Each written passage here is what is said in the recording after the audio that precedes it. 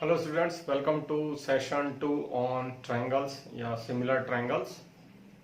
So in previous session we discussed about the similarity of triangles. So what is similarity? Yeah, when are the two triangles similar? So two triangles are similar if their corresponding angles are equal and corresponding sides are in the same ratio. तो दो points थे, अगर दो triangles हमारे ए B सी और D F है तो corresponding angles यानी ए किसके इक्वल होगा डी के इक्वल, बी किसके इक्वल होगा ई के इक्वल और सी किसके इक्वल होगा एफ के इक्वल, तो करस्पॉन्डिंग एंगल्स इक्वल हो जाएंगे। और सेकंड में रेशो लेना है, तो रेशो देखेंगे कैसे लिखते हैं। तो पहले पहला वाला ट्राइंगल लिखता हूं मैं, A B equal to B C equal to A C लिख दीजिए या सी ए लिख दीजिए, ए बी बी सी ए सी ऐसा लिखा है। इसी के नीचे इसी ऑर्डर में अगला ट्राइंगल लिख दीजिए, ए बी बी सी ए सी, तो डी ई एफ और डी एफ। बात समझ आ गई होगी मेरी। 1 2 2 3 1 2 2 3 1 3, ऐसे ही 1 2 2 3 1 3 इस तरह से रेशो लिखा हुआ है। तो ए बी अपॉन डी यानी पहले दो, तो यहाँ पहले दो उसका रेशो, फिर सेकंड थर्ड तो यहाँ सेकंड थर्ड उसका रेशो, और फर्स्ट थर्ड तो यहाँ फर्स्ट थर्ड उसका रेशो, ये रेशो इक्वल आएगा। ये हमने पढ़ा था सिमिलरिटी की डेफिनेशन में। तो दोनों चीज सेटिस्फाई हो गई तो ट्रायंगल सिमिलर होते हैं। आज यहाँ हम एक इंपॉर्टेंट थ्योरम देख रहे हैं। थ्योरम का नाम है बेसिक प्रोपोर्शनलिटी थ्योरम। एक मैथमेटिशियन थे थेल्स जो है, इन्होंने इस थ्योरम को डिस्कवर किया था, इसलिए इसका नाम थेल्स थ्योरम भी है। शॉर्ट में इसको बेसिक प्रोपोर्शनलिटी थ्योरम को BPT भी कहते हैं। तो क्या है basic proportionality theorem? Basic proportionality theorem का स्टेटमेंट है कि if a line is drawn parallel to one side of a triangle to intersect the other two side at two distinct points, then the two sides are divided in the same ratio. क्या है meaning? तो देख लेते हैं इसका क्या मतलब है, और साथ में फिगर भी बनाएंगे इसका। तो if a line is drawn parallel to one side of a triangle to intersect other two side at two distinct points, then के बाद वाला जो पार्ट है ये आपको प्रूफ करना है, और ये ऊपर जो मैंने अंडरलाइन किया ये सब गिवन में आ जाएगा। तो गिवन में क्या आएगा? गिवन में पहले एक ट्रायंगल बना लेता हूं मैं। तो एक ट्रायंगल ले लिया मैंने, ये ट्रायंगल लिया A B C, triangle A B C. तो given that if a line is drawn parallel to one side of a triangle, तो इस वाली साइड के पैरेलल में एक लाइन में कहीं भी ड्रॉ कर देता हूँ, कहीं भी कर सकते हैं। तो सेंटर से नहीं करना है, ध्यान रखिएगा थोड़ा सा। तो यहां से मैंने कर दिया ड्रॉ, सेंटर से भी कर सकते हैं हम, लेकिन फिर वो थोड़ा सा जनरल रिजल्ट नहीं रह जाएगा। तो ये मैंने डी को ड्रॉ किया किसके? पैरेलल बीसी के। तो गिवन दैट में क्या लिखूंगा मैं? Given that DE is D parallel to BC is given in triangle ABC intersecting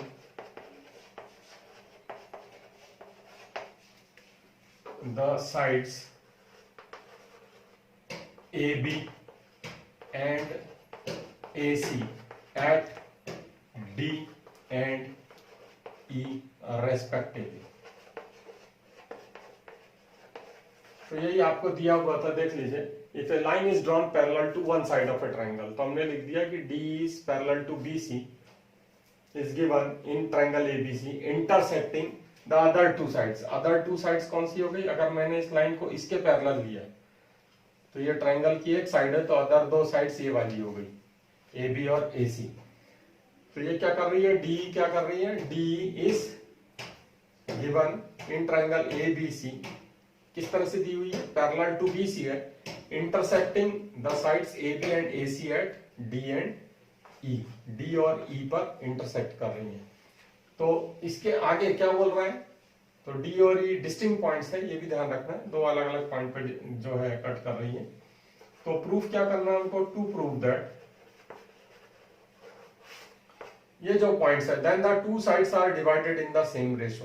तो ये जो दो साइड्स है ये सेम रेशो में डिवाइड होंगी। कहने का मतलब क्या है? AD upon DB is equal to AE upon EC। ये आपको प्रूफ करना है। बहुत आसान सी बात है। ये वाली साइड इसके पैरेलल दी हुई है, बाकी की दो साइड्स को ये डी और ई पर कट कर रही है। तो आपको बताना है कि जब ये लाइन इसके पैरेलल हो तो ये साइड्स जो हैं इनको सेम रेशो में डिवाइड करेगा कौन, डी और ई पॉइंट, यानी AD upon DB is equal to AE upon EC। तो इसके लिए कुछ कंस्ट्रक्शन की जरूरत पड़ेगी, कंस्ट्रक्शन, और उसके बाद हम इसका प्रूफ करेंगे। तो कंस्ट्रक्शन के लिए आपको क्या करना है, D को आपको C से ज्वाइन कर देना है और B को E से ज्वाइन कर देना है। कंस्ट्रक्शन करते समय आप डॉटेड लाइन का यूज करिए। उसके बाद क्या करना है, आपको D से परपेंडिकुलर ड्रॉप करना है। किस तरफ, इस साइड की तरफ। तो ये परपेंडिकुलर मैंने ड्रॉप कर दिया, 90 का एंगल जहां मैंने ऐसे सोचते हुए परपेंडिकुलर ड्रॉप कर दीजिए, तो ये मैंने परपेंडिकुलर ड्रॉप किया, ये 90 का एंगल बन गया। तो इसको मैंने लिखा DM, यहाँ M पॉइंट लिखा, और इसी तरह से इस तरफ भी एक परपेंडिकुलर ड्रॉप कर दीजिए। तो यहाँ पर 90 का एंगल जहां एक्सपेक्टेड बने वहां पर आप जो है परपेंडिकुलर E से ड्रॉप करना है, किसके ऊपर, इस वाली साइड के ऊपर। तो ये हो गया EN। अब ये परपेंडिकुलर जो है DM, मैंने आपको कहा परपेंडिकुलर किस साइड के ऊपर है, इस साइड के ऊपर। इस साइड के ऊपर परपेंडिकुलर है, पॉइंट D से है। आपको मालूम है एक पॉइंट से केवल एक ही परपेंडिकुलर हो सकता है। तो अगर DM इस साइड के ऊपर परपेंडिकुलर है, यानी AE के ऊपर भी परपेंडिकुलर DM ही है, और EC के ऊपर भी परपेंडिकुलर वही होगा, वो ट्रायंगल के बाहर मिलेगा, ऑब्ट्यूज केस बनेगा इसलिए। इसी तरह से EN किसके ऊपर परपेंडिकुलर है, इस साइड के ऊपर है। एक पॉइंट से एक लाइन पे एक ही परपेंडिकुलर बनेगा। ये देख लीजिए, एक पॉइंट है, यहां से अगर मैं इस साइड के ऊपर परपेंडिकुलर डालूंगा तो क्या होगा, एक ही बनेगा। तो अगर मैं यहाँ पर 10 नाम लिख दूं ABCD, तो यहाँ जितने पार्ट्स हो रहे हैं, AB के ऊपर परपेंडिकुलर कौन है इस पॉइंट से, मान लीजिए F पॉइंट है, तो F पॉइंट से परपेंडिकुलर AB के ऊपर कौन सा है, वो यही है। इसको लिख देता हूं FP।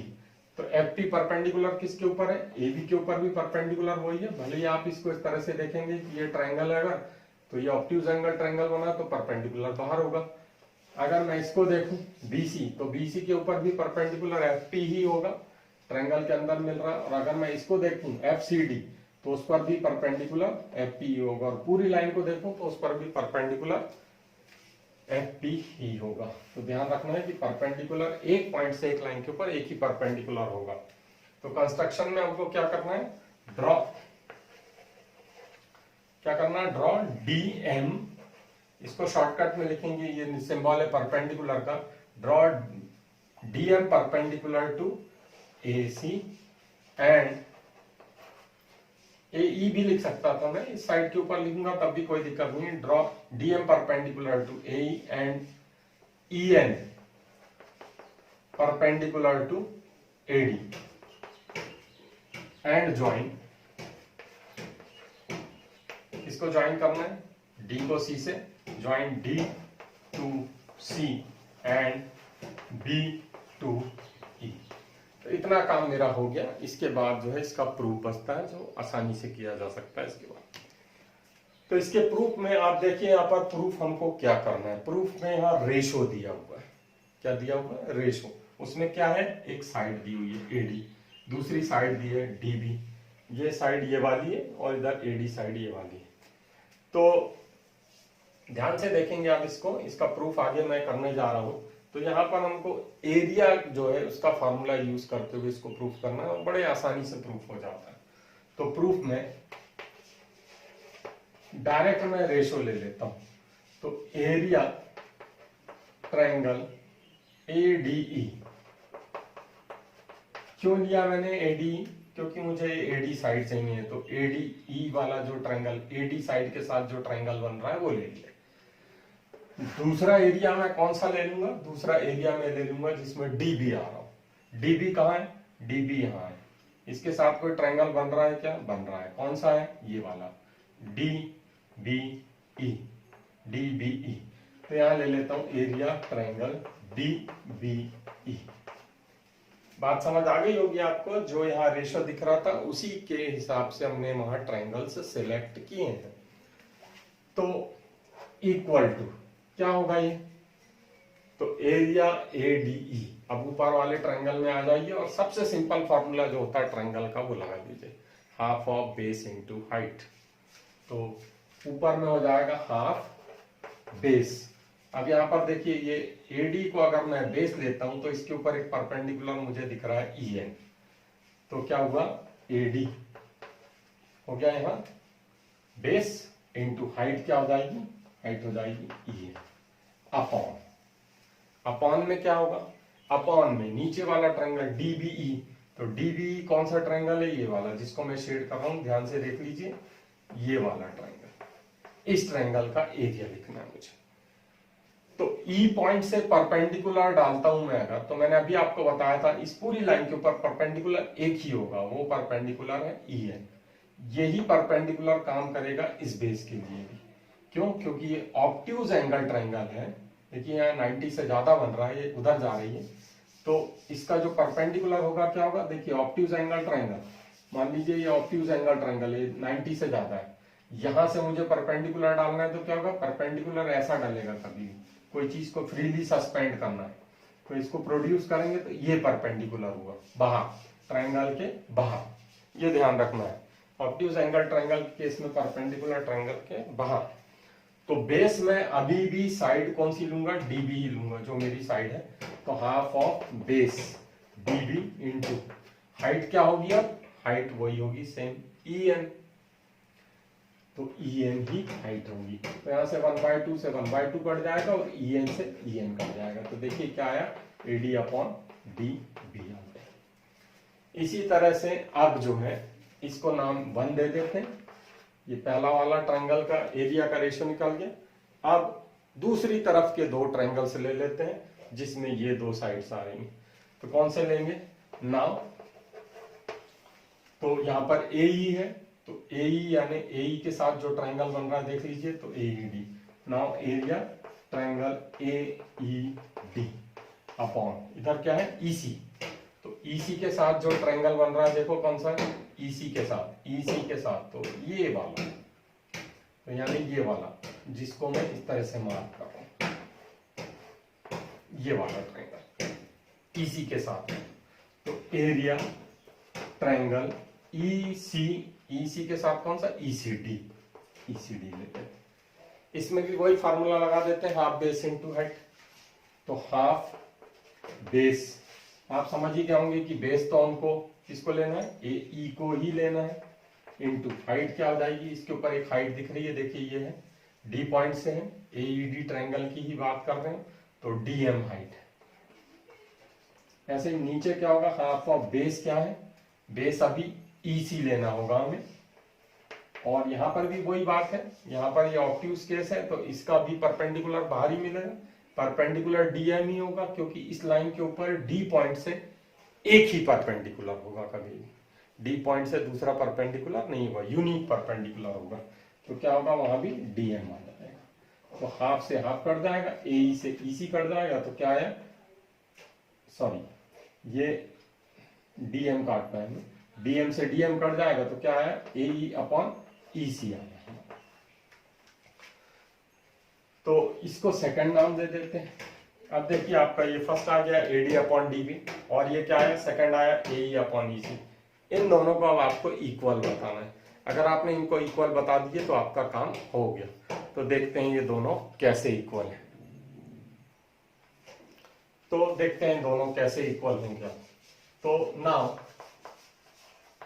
एरिया, कौन सा एरिया, तो मैं ये नीचे वाले देखिए ऊपर के दोनों ट्रायंगल्स AD ये तो सेम है, यहां भी AD ही है और यहां भी वही है ADE। इसको मैं ADE भी लिख सकता हूं, लेकिन मैंने वहां पर वो रेशो को देखते हुए AED लिखा था, उससे कोई फर्क नहीं पड़ता, दोनों ट्रायंगल सेम है, AD AED, तो ट्रायंगल तो वही है, तो एरिया में कोई फर्क नहीं पड़ता, आपको पता है ये चीज। तो फर्क कहां पड़ रहा है, फर्क ये पड़ रहा है नीचे DBE इधर है, और इधर क्या है DCE या ECD। तो यहाँ नीचे के दो ट्रायंगल्स हैं उनको ले लेते हैं। तो नीचे वाले दो ट्रायंगल है, एक है DBE और दूसरा है एरिया ट्रायंगल ECD, नीचे वाले दोनों। तो एक ये इस तरह से शेडिंग जो है और एक उस तरफ से शेडिंग जो है, ये दो ले ली। तो ये दोनों के एरियाज इक्वल होते हैं। अब रीजन की क्यों इक्वल होते हैं, क्योंकि these two triangles lie between the same parallels and on the same base. ये 9th में पढ़ा था, आपने पढ़ा था ना कि if two triangles lie on the same base and between same parallels then they are equal in area. तो लिख देंगे triangles lie on same base. तो सेम बेस क्या है यहां पर, दोनों का सेम बेस डी लिख देते हैं and D and between same parallels. Same parallels क्या है यहां पर, डी एंड, तो डी पैरेलल बीसी लिख देता हूं सीधे, डी पैरेलल बीसी। तो सेम बेस और सेम पैरेलल पे, इसलिए इनके एरिया इक्वल। तो नाउ एरिया ऊपर वाला जो है A D E is equal to area A E D, same triangles. ये ऊपर वाले तो दोनों सेम है, तो ये इसके इक्वल है, ये इसके इक्वल है, तो दोनों के रेशो क्या होंगे, therefore area A D E is equal to area A E D upon area, इसको इससे डिवाइड करके लिख दीजिए, area D B E area E C D. ये बात समझ आई कि नहीं आपको, पता नहीं, देख लीजिए। चलिए ये मान लीजिए ये दो वैल्यूज हैं आपकी, x नंबर ले लेता हूं मैं, ज्यादा अच्छा रहेगा। तो ये है 4 इज इक्वल टू 4 और यहाँ पर है कोई भी नंबर ले लीजिए 2 इक्वल टू 2। तो इनका रेशो क्या होगा, सेम होगा कि 2/4 1/2, 2/4 1/2।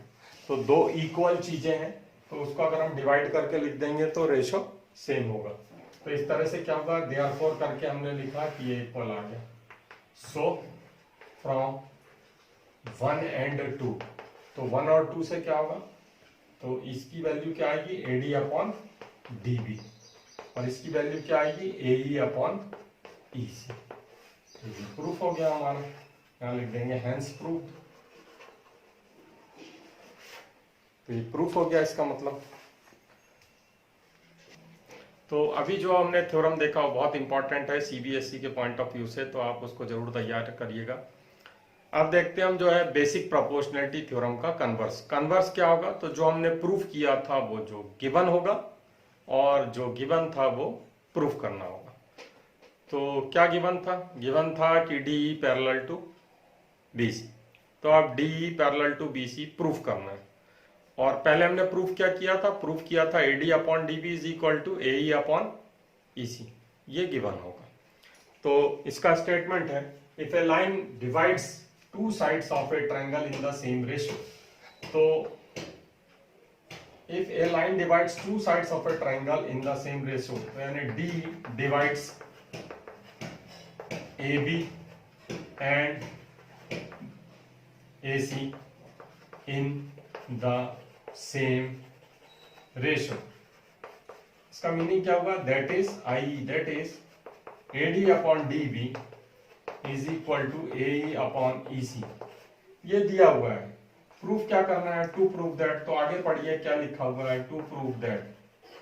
तो if a line divides two sides of a triangle in the same ratio, तो ये गिवन था मेरा, यानी ये जो पॉइंट्स है डी और ई, ये इसको सेम रेशियो में डिवाइड कर रहे हैं, AD upon D B is equal to A E upon E C. क्या प्रूफ करना है हमको, प्रूफ करना है then it is parallel to the third side. तो डी को जो है प्रूफ करना है, D parallel to the third side, यानी डी पैरेलल टू बीसी मुझे प्रूफ करना है, उल्टा उसका। तो उल्टा प्रूफ करने के लिए क्या करूंगा मैं, तो यहाँ कंस्ट्रक्शन की जरूरत नहीं है, सीधे प्रूफ लिख देते हैं, प्रूफ।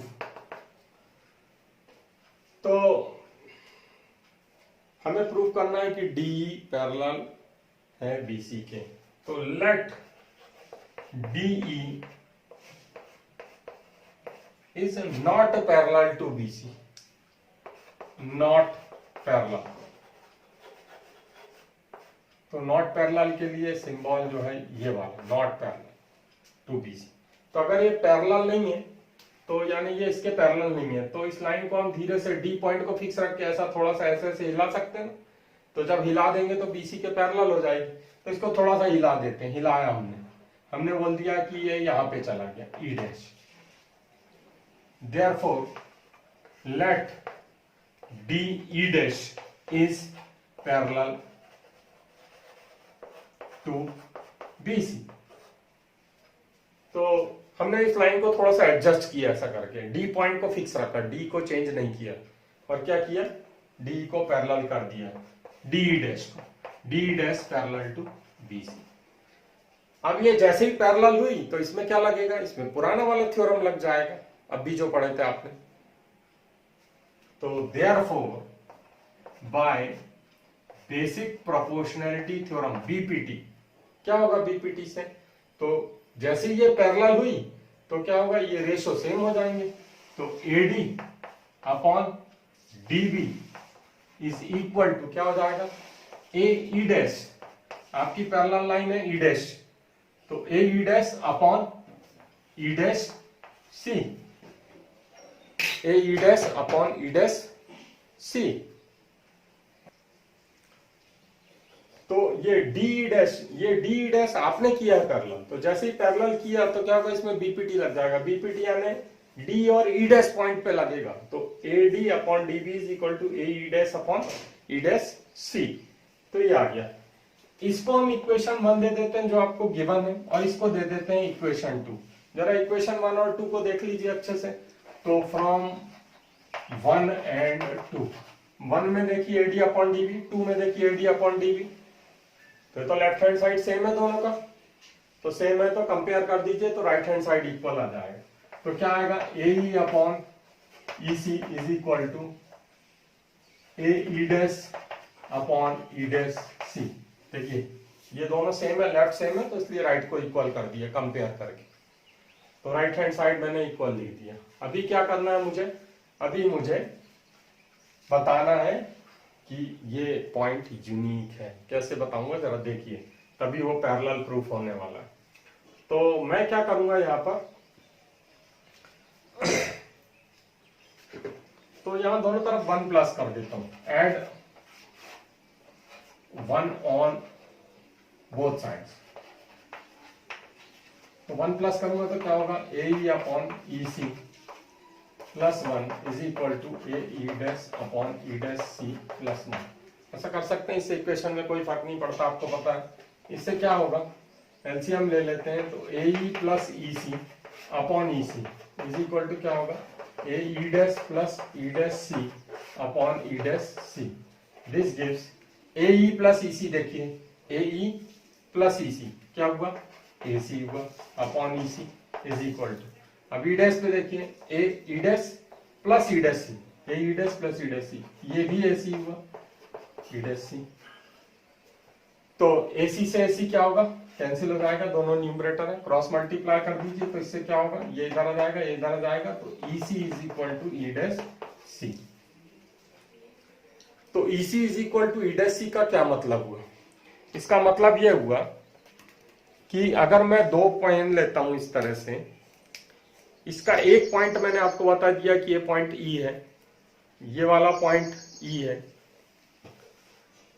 एक पॉइंट ई है, एक पॉइंट ई डैश है, और एक पॉइंट सी है, सी सी। देखिए यहां पर सी सी, दोनों में सी सी कॉमन है, तो सी के ऊपर सी रखा मैंने, तो ई के ऊपर क्या जाएगा, ई डैश आएगा, तब ये इक्वल होंगे ना, नहीं तो कैसे होगा ये अलग अलग। देखिए जरा, ये इक्वल हो रहे हैं, ये इक्वल हो रहे हैं, इसका मतलब क्या है, यहां पर ध्यान से देखिए, ये पॉइंट है ई, इधर है ई डैश, इधर है सी, इधर है सी डैश। तो ये बोल रहा है कि सी ई जो है सी ई डैश के इक्वल कब हो सकता है, ये केवल तभी हो सकता है जब ये दोनों इक्वल हो जाए। तो कब होंगे इक्वल, ये इक्वल उसी केस में होंगे जब ये ओवरलैप करेंगे। तो सी पॉइंट तो अपनी जगह पर ही है, तो कौन सा पॉइंट ओवरलैप करेगा, ई और ई डैश विल ओवरलैप। तो ई और ई डैश ओवरलैप करेंगे, तो इसका क्या मतलब होगा, implies E and E dash are coinciding. तो इसका क्या मीनिंग हुआ, कि इसका मीनिंग हुआ कि E and E dash are coinciding. तो कोइंसाइडिंग यानी CE और CE डैश एक के ऊपर एक आ रहे हैं, ये इक्वल बताया ना आपने, तो इक्वल बताया, इसका मतलब क्या है, दोनों चीजें कब इक्वल होंगी, जब एक के ऊपर एक आएंगी। तो C पॉइंट के ऊपर C पॉइंट, तो E पॉइंट के ऊपर E डैश पॉइंट आएगा। तो हमने जो सोचा था, हमने क्या सोचा था, E एंड E डैश तो कोइंसाइड कर रहे हैं, हमने बोल दिया था कि DE dash not parallel to BC, let किया था, सपोज किया था, तो हम तो गलत कंडीशन पे पहुंच गए, क्योंकि E डैश हमने कैसा लिया था, हमने लिया था कि E डैश पैरेलल होगा, तो इसलिए क्या होगा, जो हमने सपोज किया था वो wrong, hence our supposition is wrong, यानी हमने जो सपोज किया वो रॉन्ग हो गया। तो therefore DE parallel to BC, बात समझ आ गई होगी, ये दोनों चीजें कोइंसाइड कर गई। हमने क्या किया था, हमें जो प्रूफ करना था हमने उसको फॉल्स ले लिया था, तो जब हमने उसको फॉल्स ले लिया तो हमने E डैश पॉइंट ऐसा बनाया था कि वो पैरेलल हो गया इसके, और फाइनली हम क्या पहुंच रहे हैं, फाइनली हम ये पहुंच रहे हैं कि इस तरह का पॉइंट E डैश कोई है ही नहीं, E डैश E के ऊपर ही आ रहा है, यानी हमने जो सपोज किया था वो गलत था। तो इस तरह से ये प्रूफ हो जाता है। तो इसके ऊपर कुछ क्वेश्चंस है वो हम करके देखेंगे नेक्स्ट वीडियो में, आप इसको ट्राई करिए, कोशिश करिए कि ये हो जाए। Okay, till then we will meet again, bye.